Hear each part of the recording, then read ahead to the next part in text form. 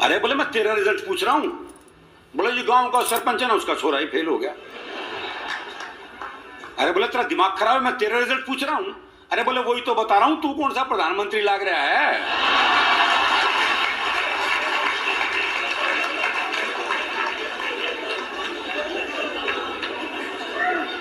वो मेरे पड़ोस में रहते रामकिशन जी, उनके बेटे का रिजल्ट आना था, तो बाप ने कहा अगर फेल हो गया ना तो मुझे बापू मत कह दियो बस।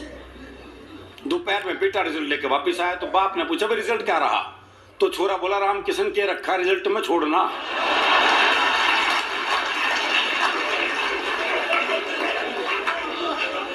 इन बच्चों का मुकाबला कर सकता है कोई?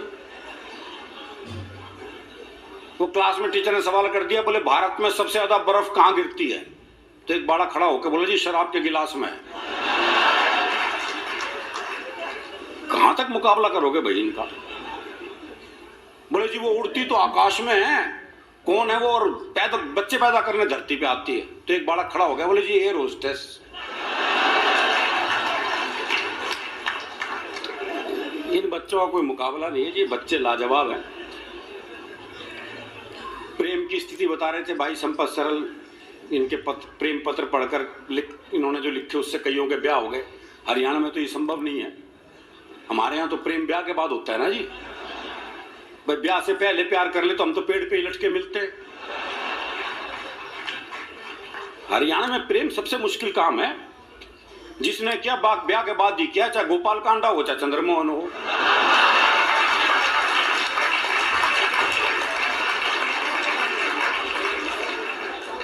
और वो गोपाल कांडा तो कमाल साहब, 2 छोटे हवाई जहाज थे उसके पास 24-24 सीट वाले, और 72 एयर होस्टेस रख रखी थी भाई ने। अगले को सवारियों की तो जरूरत ही नहीं थी।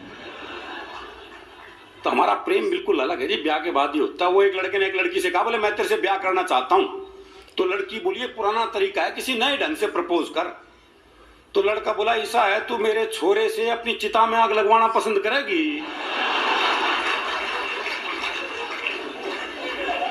विवाह का ये मौलिक प्रस्ताव ये हरियाणा में ही संभव है। वो एक लड़के ने एक लड़की से कह दिया आई लव यू, लड़की ने मारा खींच के थप्पड़। बोले फिर से कहिए। बोले जब सुना ही नहीं था तो मारा क्यों?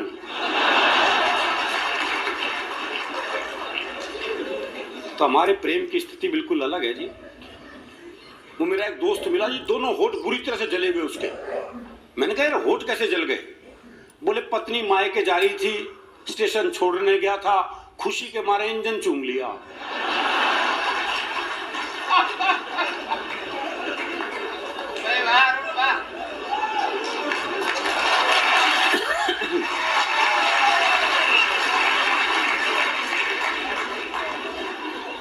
तो आदमी की खुशी अलग अलग ढंग से प्रकट होती है जी। तो मेरे एक दोस्त है प्रहलाद जी, उनकी पत्नी का अपहरण हो गया, तो अपहरणकर्ता ने पत्नी की एक उंगली काट के साथ में चिट्ठी भेज दी। बोले 50 लाख रुपए भिजवा दो वरना डैश डैश डैश।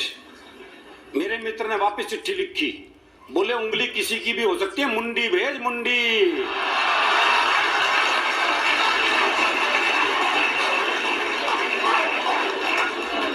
ऐसे उंगलियों के बहकावे में ना आते जी।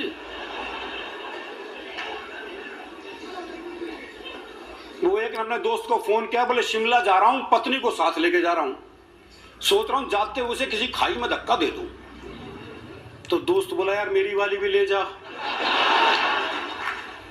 बोले ले तो जाऊंगा, अगर बुरा नहीं मानने तो उसे वापसी में धक्का दे दूं।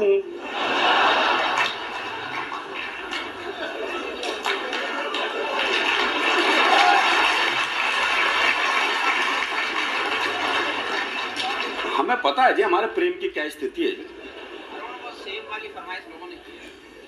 नहीं दरअसल टाइम हो गया क्या मेरा? मैंने कहा फरमाइश पे आ गए तो टाइम हो सकता है, भाई मुझे पता ही नहीं हो कितना टाइम चला गया। दरअसल क्या हरियाणा का आदमी फुर्सत में रहता है, इसलिए हास्य रस में रहता है। हास्य के लिए थोड़ी फुर्सत चाहिए। वो एक ने एक रिक्शे वाले को आवाज दी, बोले खाली है? बोले हाँ। बोले आप फिर ताश खेलते हैं। तो इतनी फुर्सत जरूरी है जी। वो एक ने एक रिक्शे वाले से कहा, बोले स्टेशन चलेगा? बोले हाँ। बोले कितने पैसे? बोले 25 रुपए। बोले ये तो रहा स्टेशन। अच्छा मैं पैसे कम कराने होते हैं, हम जगह को पास बुला लेते हैं। बोले ये तो रहा स्टेशन। रिक्शे वाला बोला हाथ नीचे कर ले वरना रेल के नीचे आ जाएगा।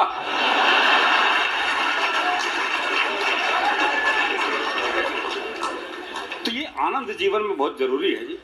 और प्रेम की जहां तक बात है तो हमारे यहाँ प्रेम जो है मनुष्यों का क्या पशु पक्षियों तक का ऐसा है। वो मेरा एक दोस्त है जी, उसने तोती पाली। दुनिया तोता पालती और तोती पाली। 3 दिन के लिए कहीं बाहर जाना था। बोले यार क्या करूं, कौन दाना पानी देगा, बड़ा चिंतित हूं। मैंने कहा मेरे घर छोड़ जा, 2 तोते हैं, उन्हें दाना पानी देता हूं, इसे भी दे दूंगा। बोला भाई तेरे 2 तोतों के बीच अपनी तोती छोड़ दूं ना। मैंने कहा नहीं यार, मेरे तोते बड़े धार्मिक हैं, तो खुद देख ले आके। अच्छा उसने देखा बकायदा एक गीता के श्लोक पढ़ रहा, एक कुरान की आयतें पढ़ रहा। बोले बड़े धार्मिक है, कोई खतरा नहीं है। उसने तोती छोड़ दी। जैसी तोती पिंजरे में गई तो एक तोते ने दूसरे को कोहनी मारी। अरे बोले पूजा पाठ बंद कर, दुआ कबूल हो गई।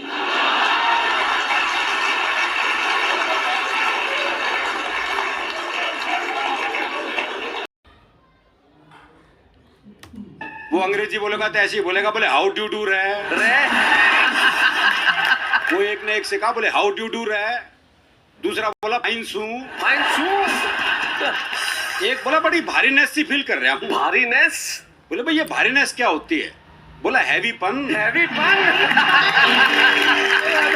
हमारी अंग्रेजी ऐसी है जो उसमें एक लड़का खड़ा था, एक लड़की चढ़ी, तो लड़की का पैर लड़के पैर पे रखा गया। अच्छा। तो लड़के का पैर दब गया, तो लड़की बोली सॉरी, तो लड़का बोला मेंशन नॉट। अच्छा।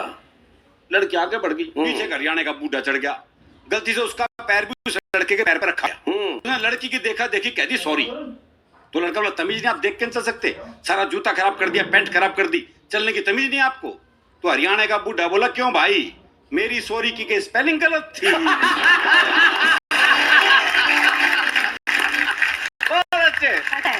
वो बस स्टैंड पे बहुत सारी महिलाएं खड़ी थी, एक बूढ़ा खड़ा था, बस रुकी तो कंडक्टर ने सारी महिलाएं तो चढ़ा ली। अच्छा। जैसे बूढ़े का नंबर आया हाथ चढ़ा दिया, बोला नो मोर। सारी मोर तो चढ़ा ली। अच्छा, मेरा नंबर आया तो नो मोर। बहुत अच्छे। तो हमारी अंग्रेजी ऐसी है। दरअसल क्या है, वो एक बच्चा है रिपोर्ट कार्ड लेके, बड़ा मायूस सा। बाप ने पूछा क्या हुआ? बोले स्कूल से रिपोर्ट कार्ड लाया हूँ, फेल हो गया। चिंता कर रहा, रिपोर्ट कार्ड तो है, कौन सी डीएनए रिपोर्ट है। हमारी अंग्रेजी ऐसी। दरअसल क्या है, हमारे यहाँ तो पढ़े नहीं पढ़े वो बराबर ही, और नहीं पढ़े तो भी कम नहीं है वो। अच्छा। वो एक तो कभी स्कूल गया ही नहीं, उसका काम था दिन भर गाय भैंस का गोबर इकट्ठा करना और छत पे उपले थापना गोश्त से। जी। उपले समझते हो ना? हाँ। जब गोबर सुखाते हैं उसका ईंधन बनता है, जो चूल्हे में डालते हैं, उससे ग्रामीण भाषा में उपले कहा जाता है। और ग्रामीण में गोश्त से कहा जाए। जी। गोबर तो ये बैठा है। हंसाने की जगह गुस्सा कर देंगे। क्या करूं भैया, अगर हंस नहीं रहा तो मैं क्या करूं बताओ। ये गोबर ईंधन बनकर तुम में आग भी लगा सकता है। आगे बोलो। उसका काम था वो दिन भर गाय भैंस का गोबर इकट्ठा करना, छत पे उपले थापना। बड़ा हुआ तो लड़की वाले रिश्ते के लिए आए, तो लड़की के बाप ने लड़के के बाप से एक सामान्य सा सवाल कर दिया। बोले तेरा लड़का कितना पढ़ा लिखा है? बोले तुम पढ़े लिखे की बात कर रहे हो, उसके ऑटोग्राफ छत पे सूख रहे हैं। ऑटोग्राफ। एक कविता आपको सुनाता हूँ जी। एक दिन मैंने अखबार में पढ़ा कि जेल में मिलती हैं सुविधाएं आलीशान। अच्छा। देखने को रंगीन टीवी, पढ़ने को पत्र पत्रिकाएं और खाने को मिलते हैं एक से एक बढ़िया पकवान। ये पढ़कर मुझ बेरोजगार को लगा कि यहाँ तो मिलती है 5 स्टार सुविधाएं। अच्छा। नौकरी ढूंढने से तो अच्छा है किसी तरह जेल ही चला जाए। अब मुझे दिन में रात में, गर्मी सर्दी बरसात में, कश्मीर की वादियों की जगह जेल के हसीन रंगीन दिलकश सपने आने लगे। ओहो, जेल के सपने रोज रोज दुभारने लगे। मेरी आत्मा मुझे बार बार कचोटती, मूर्ख कवि सम्मेलन में चला जाता है, इससे तो जेल क्यों नहीं हुआ था।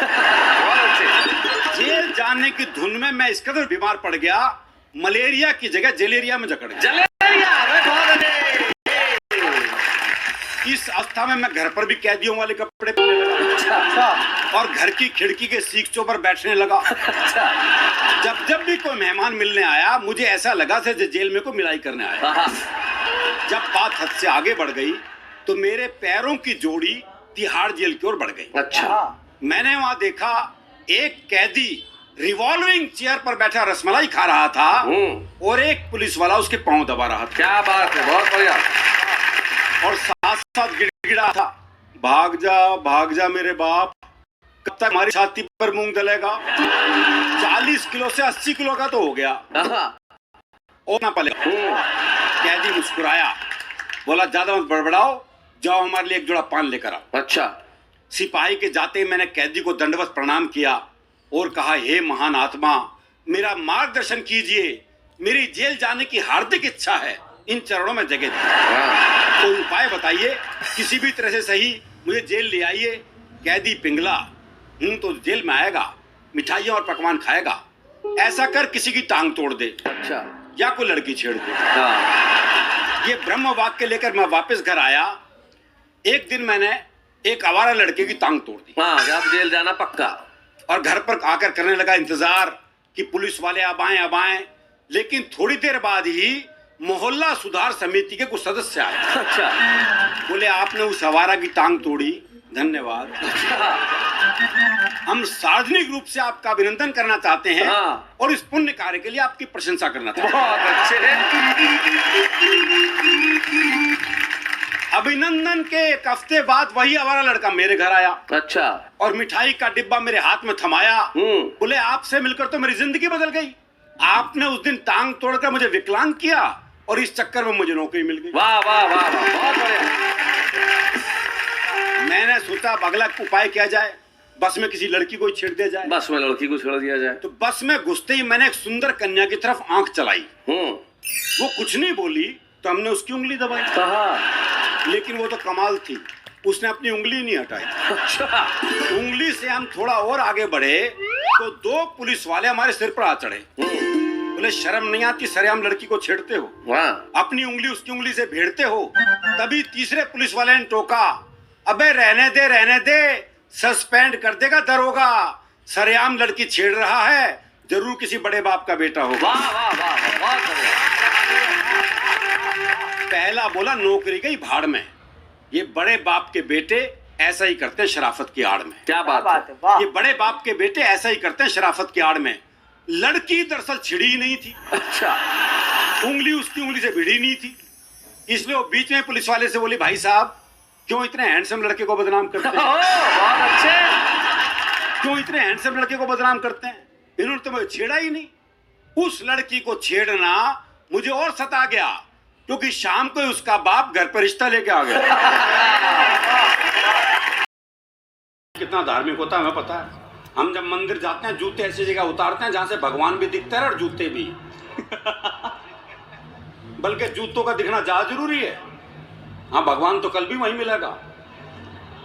तो हमारा धार्मिक मामला बिल्कुल अलग है। वो एक हरियाणा का बूढ़ा मरण हो रहा था, तो एक ने कहा, मरण न हो रहा, अब तो राम का नाम ले ले। अरे बोले, के नाम ले लूं? 15 मिनट बाद आमना सामना ही ना बोलेगा। तो हमारी धार्मिक स्थिति बिल्कुल अलग है। दरअसल क्या है, ये मस्ती जीवन में बहुत जरूरी है। संवाद से ही हास्य पैदा होता है, और हम संवादहीनता के दौर में जी रहे हैं। हम आपस में बात नहीं करते, इसलिए हास्य कम हो गया। वो एक बुजुर्ग महिला बस में चढ़ी तो किसी ने सीट नहीं दी उसे, तो ड्राइवर को दया आ गई, उसने बोनट पे बिठा लिया। थोड़ी देर बाद 30-35 साल की सुंदर सी महिला चढ़ी तो सारे सीट देने को तैयार, और वो महिला बैठने को तैयार नहीं। तो बुढ़िया बोनट पे से बैठी बैठी बोली, अरे बोले, बैठ जा, कुछ साल बाद बोनट पे ही बैठना पड़ेगा। बोले, ये तो रहा स्टेशन। अच्छा, मैं पैसे कम कराने होते हैं, जगह को पास बुला लेते हैं। बोले, ये तो रहा स्टेशन। रिक्शे वाला बोला, हाथ नीचे कर ले वरना रेल के नीचे आ जाएगा। बहुत अच्छे। वो एक पहुंच गया हलवाई की दुकान पे, भाई ने छिप के जलेबी खाई भरपेट। जब पैसे देने का नंबर आया, भाई ने जेब झाड़ दी, बोले पैसे तो नहीं है। अब दुकानदार दुकान से बाहर निकला, 15-20 मिनट तबीयत से धुना पीटा उसे। जब खुद थक गया पीट पीट के, तो वापस दुकान में चला गया। अच्छा, वो भी कपड़े झाड़ के खड़ा हो गया है। बोले, अब क्यों खड़ा है, जा। बोले, इसी भाव 1 किलो और दे दे।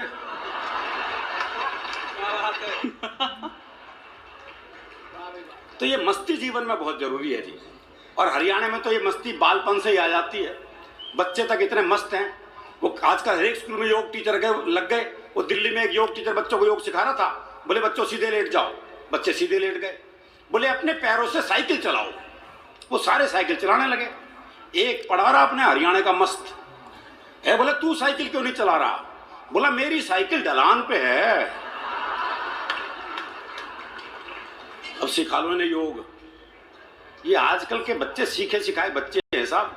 वो हरियाणा में एक बाबा जी सुबह से परेशान, कोई मिला ही नहीं जिसे ज्ञान दे सके। सुबह से शाम हो गई तो शाम को देखा एक छोरा हाथ में दिया जलाए आ रहा है। बाबा ने सोचा मिल गया मौका। बोले बेटे तुम्हें पता है ज्योति कहां से आती है? बाबा ने सोचा ये जवाब देगा और मैं प्रवचन। लेकिन छोरा हरियाणा का था जी, उसने मारी दिए के फूंक। बोले बाबा ये बताए ज्योति गई कहां? तो बच्चे बहुत कमाल है। हरियाणा में बालकों का जवाब ही नहीं। वो क्लास में टीचर ने सवाल कर दिया, बोले मैंने तुझे थप्पड़ मारा, इसका भविष्य काल बता। बच्चा बोला तेरी साइकिल में पंचर मिलेगा।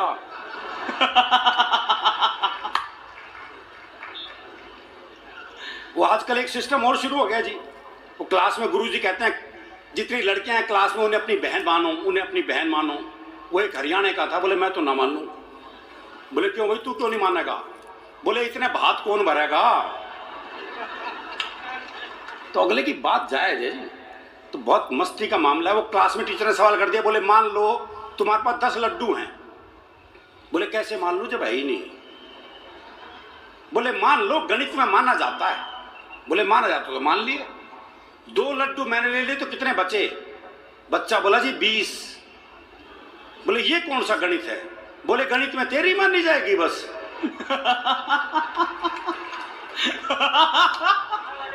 हमारी भी मान ले भाई। तो बच्चे भी कमाल है जी।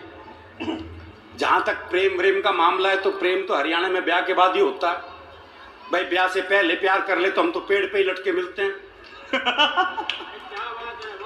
हरियाणा में प्रेम सबसे मुश्किल काम है और महिला पुरुष का औसत एवरेज जो है सबसे ज्यादा गड़बड़ हरियाणा में ही है।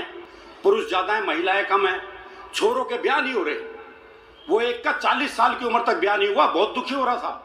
अपने दोस्त से बोला यार मैंने तो लगा मेरी वाली भ्रूण हत्या में मारी गई। भाई क्या बात है भाई साहब, वाह वाह, बहुत अच्छे। नहीं ये तकलीफ है हमारी साहब। ये देखो आप कितनी बड़ी तकलीफ है। चाहे ओलंपिक हो चाहे पैरालंपिक हो, चाहे साक्षी मलिक हो चाहे गीता मलिक हो, दोनों जगह हरियाणा की छोरियां पदक लेके आई, उसके बावजूद ये स्थिति देखनी पड़ती है। तो हमारे प्रेम का मामला बिल्कुल अलग है जी। वो एक का नया नया ब्याह हुआ तो दूल्हा दुल्हन को छत पे भेज दिया। अच्छा वहां उसने देखा लुगाई बड़ी सुथरी है, बोले लड्डू खावेगी। देखो ये प्रैक्टिकल बात है। अगला कोई चांद तारे लाने की बात नहीं कर रहा, जो ला सकता वही पूछ रहा है। भाई उसे पता है ब्याह का घर है, हाँ बढ़ती नीचे से जाके ले आऊंगा। लड्डू खावेगी बर्फी ला दूं, इमरती खावेगी जलेबी ला दूं। भाई ने सुबह के 4 बजा दिए इस चक्कर में। तो नीचे से बूढ़ा बोल पड़ा, बोला इस कढ़ाई ने उतार दे, खेत पे जाने का टाइम हो गया। कढ़ाई उतार दे। अभी मेरा एक दोस्त मिला जी, उसके दोनों होठ बुरी तरह जले हुए। मैंने कहा होठ कैसे जल गए? बोला पत्नी मायके जा रही थी, स्टेशन छोड़ने गया था, मारे खुशी के इंजन चूम लिया।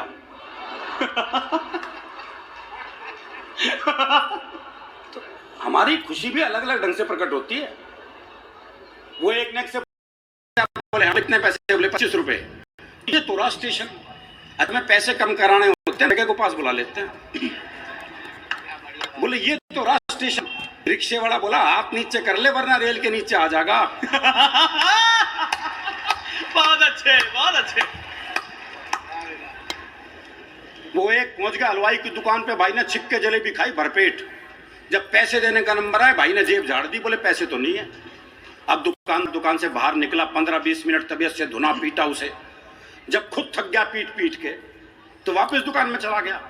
अच्छा वो भी कपड़े झाड़ के खड़ा हो गया है। बोले अब क्यों खड़ा है, जा। बोले इसी भाव 1 किलो और दे दे।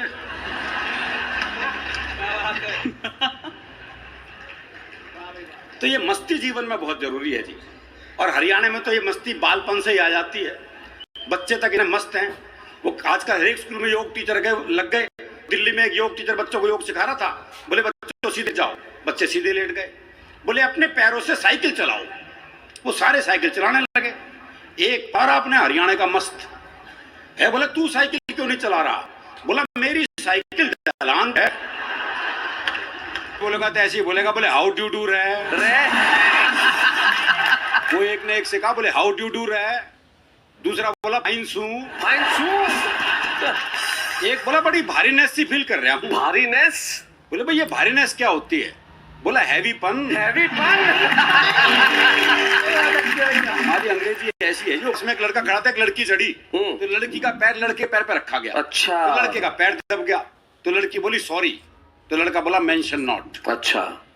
लड़की आगे बढ़ गई, पीछे हरियाणा का बूढ़ा चढ़ गया, गलती से उसका पैर भी उस लड़के के पैर पे रखा गया। उसने लड़की की देखा देखी कह दी सॉरी, तो लड़का बोला तमीज नहीं, आप देख के नहीं चल सकते, सारा जूता खराब कर दिया, पैंट खराब कर दी, चलने की तमीज नहीं आपको?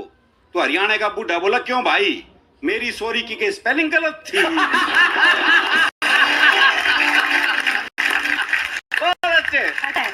वो बस स्टैंड पे बहुत सारी महिलाएं खड़ी थी, एक बूढ़ा खड़ा था, बस रुकी तो कंडक्टर ने सारी महिलाएं तो चढ़ा ली। अच्छा। जैसे बूढ़े का नंबर आया हाथ चढ़ा दिया, बोला नो मोर, है भारी मोर नहीं तो चढ़ा ली। अच्छा, मेरा नंबर आया तो नो मोर। बहुत अच्छे। तो हमारी अंग्रेजी ऐसी है जी। दरअसल क्या है, वो एक बच्चा है रिपोर्ट कार्ड लेके, बड़ा मायूस सा, बाप ने पूछा क्या हुआ? बोले स्कूल से रिपोर्ट कार्ड लाया हूँ, फेल हो गया।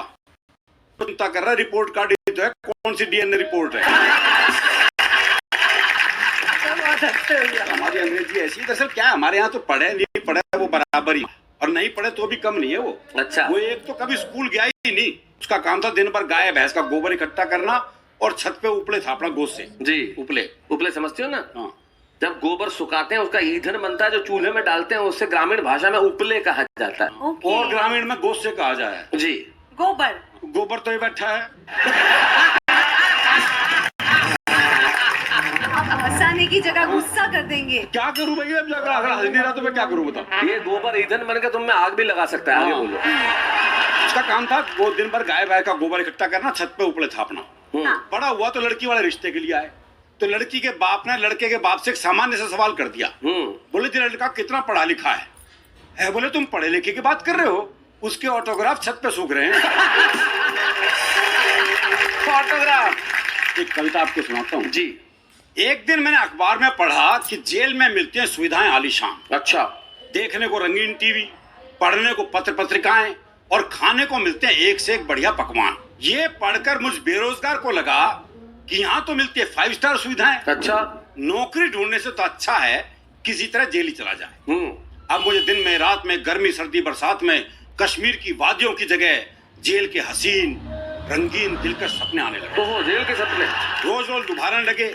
मेरी आत्मा मुझे बार बार कचोटती, मूर्ख, कवि सम्मेलन में चला जाता है, इससे तो जेल क्यों नहीं हुआ था? जेल जाने की धुन में मैं इस कदर बीमार पड़ गया, मलेरिया की जगह जलेरिया में जकड़ गया। इस अवस्था में मैं घर पर भी कैदियों वाले कपड़े पहनने लगा और घर की खिड़की के सीखचों पर बैठने लगा। जब भी कोई मेहमान मिलने आया मुझे ऐसा लगा जैसे जेल में को मिलाई करने आया। जब बात हद से आगे बढ़ गई तो मेरे पैरों की जोड़ी तिहाड़ जेल की ओर बढ़ गई। अच्छा। मैंने वहां देखा एक कैदी रिवॉल्विंग चेयर पर बैठा रसमलाई खा रहा था और एक पुलिस वाला उसके पांव दबा रहा था। क्या बात है, बहुत बढ़िया। और साथ साथ गिड़गिड़ा था, भाग जा मेरे बाप, कब तक हमारी छाती पर मूंग दलेगा? 40 किलो से 80 किलो का तो हो गया और ना पलेगा। कैदी मुस्कुराया, बोला ज्यादा मत बड़बड़ाओ, जाओ हमारे लिए एक जोड़ा पान लेकर आओ। अच्छा। सिपाही के जाते ही मैंने कैदी को दंडवत प्रणाम किया और कहा, हे महान आत्मा, मेरा मार्गदर्शन कीजिए, मेरी जेल जाने की हार्दिक इच्छा है।